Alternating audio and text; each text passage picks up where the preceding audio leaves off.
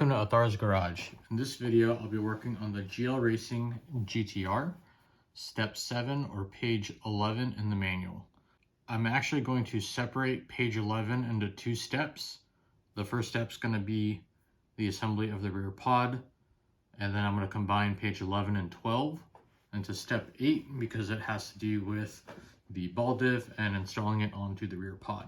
So anyway, let's get started. So we're going to need the rear pod, which is part number C6. We're going to need the rear diffuser, which is on the A6 sprue, and the part number is A6-6 right here. We're also going to need B5, which is this carbon piece. Additionally, the hardware we're going to use is D18 ball stud, D21 ball studs, M2x3 KM screws, M2x4 KM screws, M2x4 KB screws, M2x5 PM screws, and we're also going to need our pinion. And then my motor of choice for this particular car is for our stock touring class, which is a 2500 kV motor. So I have that motor ready to install. So without further ado, let's go ahead and open some of these parts up. So the rear pod is nicely machined, nicely anodized, and all the edges are silver. It has a nice pop to it. All right, so here's our HoustonRC spec 2500 kV motor. It's purple and anodized. And if you do have this motor, don't forget your sensor cable is on the bottom. So let's go ahead and get the rear diffuser off the parts tree,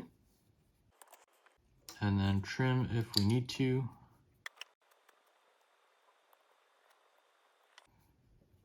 All right, so let's go ahead and install the motor first. I don't think we're going to have any issues installing everything else after we install the motor. I just want to make sure we don't have any clearance issues to install the motor after the fact. All right, so we're going to get two M2x5 PM screws to install the motor. And the motor is going to install using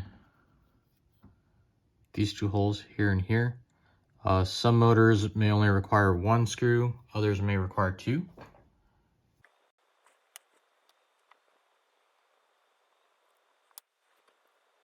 And I'm not going to tighten this down too tight right now because we still need to install the rear diff. Once we're done assembling that, and we can adjust the mesh. So I think this position right here is probably good.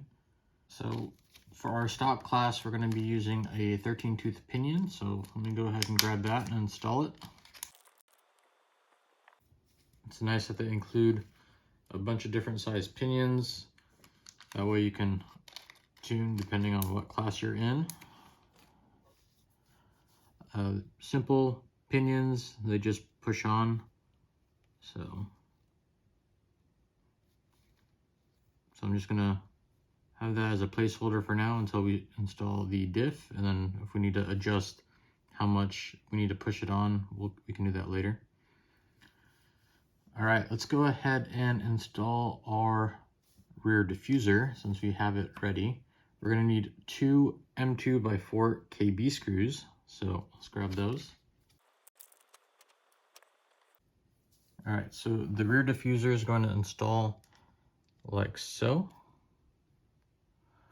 So there's two bosses on the rear diffuser here and here, and they will go in to the holes here and here and kind of hold it into place. And then we're going to install the two M2x4 KB screws in this hole and this hole. And remember, you're going to plastic, so you don't want to crank down on it too hard. Once you feel it shoulder up, it's good. Nice fit and finish. So before we install the part B5, let's assemble it with the ball studs on the ends for our side links. So in order to do that, we're going to need 2 M2x3 KM screws and 2 D21 balls. So this piece is directional. So on one side you see that these holes are countersunk, and on the other side it's just flat. So the countersunk face of this piece is actually the bottom. So we're going to install the M2x3 KM screw from the bottom in these two holes here and here, and then install the balls on the top.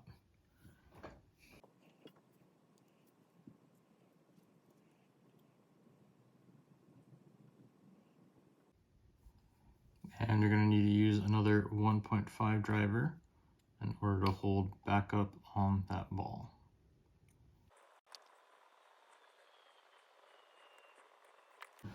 So now part B5 is ready to install onto the rear pod.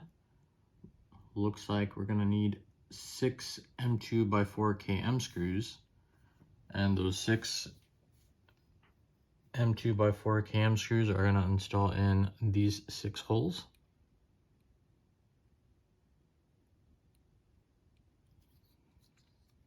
So when you put this part on, it's actually going to install, there's 2 bosses here and here that are going to go into the part here and here. And that should hopefully hold it into place.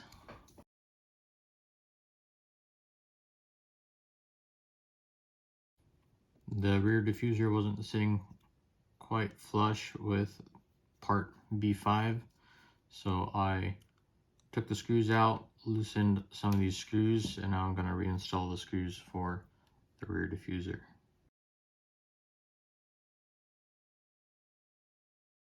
There we go. The last part that we're going to install onto the rear pod is ball stud D18. There should only be one left in the bag. And D18 is going to install on the front of the pod in this hole right here. In later steps, we may have to add some shims just to get the spacing correct. So you don't need to crank down on this too hard. Just snug it up, and then we're gonna have to adjust it later. So this is what the rear pod is looking like right now.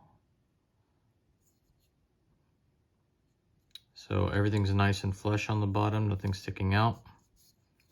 So that's it for step 7, or the first half of page 11. Thank you for watching. I hope you enjoyed the video. Please like and subscribe if you did. Let me know down in the comments if you had any issues, and I'll do my best to help you out. Stay tuned for the next video, which is going to be step 8, or the second half of page 11 and page 12, which is going to be the assembly and installation of the rear diff. So thanks again for watching, and I'll see you all in the next one.